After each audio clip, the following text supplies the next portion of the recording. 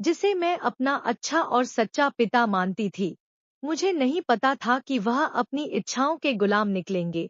जब मेरे पिता ने मेरे सामने एक अजीब मांग रखी तो मेरे होश उड़ गए। नमस्ते दोस्तों, मेरा नाम काव्य है और मैं 21 साल की हो चुकी हूँ।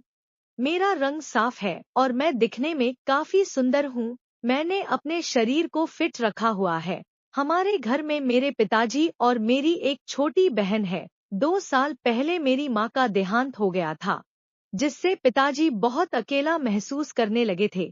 उनका अकेलापन मुझसे देखा नहीं जा रहा था, क्योंकि वे बहुत उदास रहते थे, लेकिन वे मुझसे बहुत प्यार करते थे। मैं पिताजी को खुश रखने के लिए हर कोशिश कर रही थी। कुछ समय बीतने के बाद पिताजी के व्यवहार में थोड़ा बदलाव आने लगा। अब पिताजी मेरे साथ एक दोस्त की तरह रहने लगे थे।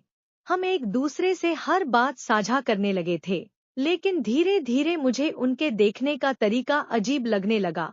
एक दिन पिताजी ने मुझसे पूछा, रुचि, क्या तुम्हारा कोई बॉयफ्रेंड है? मैं एकदम से घबरा गई कि पिताजी कैसी बातें कर रहे हैं। लेकिन मैंने उन्हें जवाब दिया कि मेरा कोई बॉयफ्रेंड नहीं है।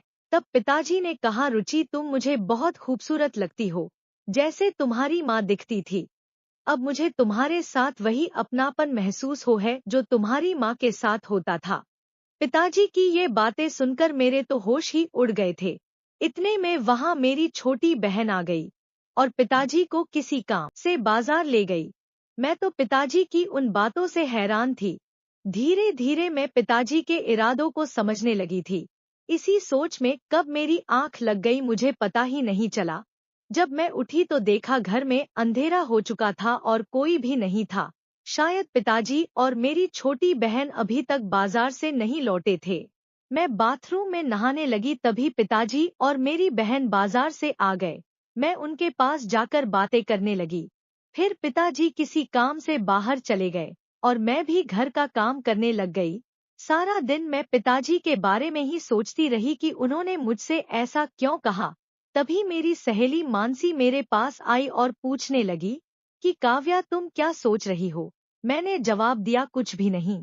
फिर मैंने उससे पूछा, मानसी, क्या तुम ऑनलाइन पैसे कमाने के बारे में बता सकती हो? मैं खुद पैसे कमाना चाहती हूँ, क्योंकि मेरी पढ़ाई लगभग पूरी हो चुकी है। मानसी ने मुझे देखा और कहा, अरे चल, पैसे कमाना कौन सी बड़ी बात है। फिर हम दोनों अपने अपने घर जाने लगी, क्योंकि हमारी क्लास खत्म हो चुकी थी। रास्ते में मैंने अपने पिताजी को किसी और औरत के साथ देखा। वे उसे बाजार में खरीदारी करवा रहे थे। उन्हें देखकर मैं चौंक गई। बाद में मैंने उन्हें किसी होटल की ओर जाते हुए देखा। मुझे बहुत गुस्सा आ रहा था कि पिताजी ऐसे किसी पराई औरत के साथ कैसे घूम सकते हैं। फिर मैं गुस्से में घर लौट आई और पिताजी के आने का इंतजार करने लगी। शाम को जब पिताजी घर आए तो मैंने उनसे पूछा, पापा, आप बाजार में किसी औरत के साथ घूम रहे थे, ऐसा करना ठीक नहीं है। खासकर जब माँ को गुजरे अभी थोड़ा ही समय हुआ है, लोग क्या सोचेंगे? पिताजी ने कहा, काव्या, मुझे किसी की परवाह नहीं है। मुझे उसके साथ घूमने में मजा आता है और मेरे लिए यही सही है। अगर अब नहीं घूमा तो कब घूमूंगा? वे गुस्से में बोले। मैंने उन्हें बहुत समझाया, लेकिन वे नहीं माने। आखिरकार उन्होंने कहा, ठीक है, मैं उसके साथ नहीं घूमूंगा, लेकिन मेरी एक शर्त है, अगर तुम पूरी करोगी तो मैं उसके साथ रहना भी छोड़ दूंगा। मैंने पूछा, क्या शर्त है आपकी? पिताजी ने कहा, जैसे वह मेरे साथ घूमती है वैसे ही तुम मेरे साथ घूमोगी और मेरी हर जरूरत पूरी करोगी। मैंने कहा, नहीं, यह नहीं हो सकता। मैं क्यों आपके साथ ऐसे घूमने लगी? इस पर पिताजी बोले, तो फिर मुझे मत समझाओ। मैं जो भी कर रहा हूँ तो मुझे मत बोलो। फिर मैं बोली, ठीक है, शाम को सोचकर बताती हूँ। इतना कहकर मैं अपने कमरे में चली आई और सोचने लगी। अब मुझे पूरी तरह समझ आ गया था कि पिताजी मुझसे क्या चाहते हैं। उनकी बातें सुनकर मेरी चिंता बहुत बढ़ गई थी।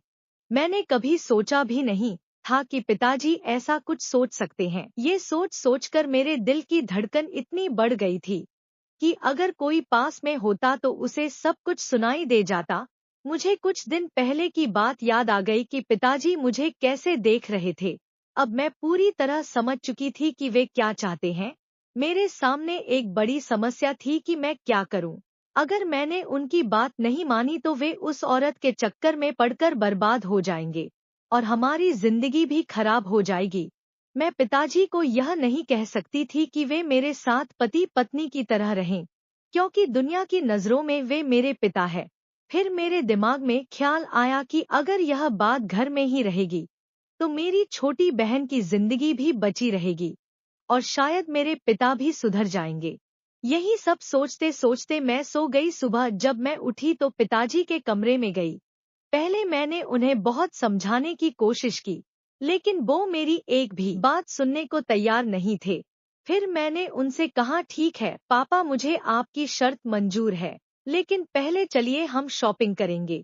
फिर मैंने पिताजी से कहा, यह बात बाहर किसी को पता नहीं चलनी चाहिए और आप भी आज के बाद किसी के साथ नजर नहीं आना। पिताजी बोले, ठीक है काव्या, आज के बाद तुम जैसा कहोगी मैं वैसा ही करूँगा। इसके बाद में उस औरत से मिली जिसके साथ पिताजी घूमते थे और उसे समझा कर आई। घर लौटने के बाद मैं अपनी छोटी बहन के पास चली गई और नाश्ता बनाने लगी, क्योंकि आज रविवार था, हमें कहीं नहीं जाना था। फिर हम तीनों, पिताजी, मैं और मेरी छोटी बहन ने नाश्ता किया और उसके बाद मैं और पिताजी शॉपिंग करने चले गए। मार्केट जाकर पिताजी ने मुझे कपड़े दिलवा दिए और अपने लिए भी कुछ कपड़े खरीद लिए। साथ ही मैंने अपनी छोटी बहन के लिए भी एक ड्रेस खरीद ली। फिर शॉपिंग के बाद हम एक रेस्टोरेंट गए, खाना खाया और घर लौट आए। शाम होते ही पिताजी ने मुझसे कहा, अब अपनी शर्त पूरी करो। तो मैंने शर्त के मुताबिक काम करना शुरू किया और पिताजी का ध्यान रखने लगी। उस दिन के बाद से मैं पिताजी के साथ एकदम पति पत्नी की तरह रहने लगी। मैं उनका पूरा ख्याल रखती थी और वे भी मेरा ख्याल रखते थे। हमारी जिंदगी में जो होना था वह हो गया। अब पिताजी खुश हैं और मैं भी हालातों के मुताबिक बदल गई हूँ। पिताजी अब सुधार चुके हैं, वे अब किसी और के साथ नहीं घूमते, सिर्फ ऑफिस जाते हैं और घर आकर मेरे साथ रहते हैं। हम लोग खुशी खुशी अपनी जिंदगी बिता रहे हैं। आप सभी लोग मुझे गलत मत समझना, मुझे मजबूरी में अपने पिताजी की बात माननी पड़ी थी, लेकिन इसमें मेरा कोई घाटा नहीं था। लगभग 5 महीने बाद मेरी नौकरी का ज्वाइनिंग लेटर भी आ गया और मैं वहां काम करने लगी। अब हमारा परिवार अच्छे से चलने लगा है। सभी लोग घर में बहुत खुश हैं। अगर उस दिन मैंने अपने पिताजी को नहीं समझाया होता तो आज शायद कहीं और गलत संबंध बना रहे होते और खुद के साथ साथ मेरी और मेरी छोटी बहन की जिंदगी भी खराब कर देते। इस तरह मैं और मेरे पिताजी ने मिलकर हमने हमारे घर को बचा लिया। तो दोस्तों, अगर आपको मेरी यह वीडियो पसंद आई हो तो वीडियो को लाइक करें और चैनल को सब्सक्राइब जरूर करें और हाँ, बेल नोटिफिकेशन ऑन कर लें, जिससे अगली अपडेट आपको मिल सके।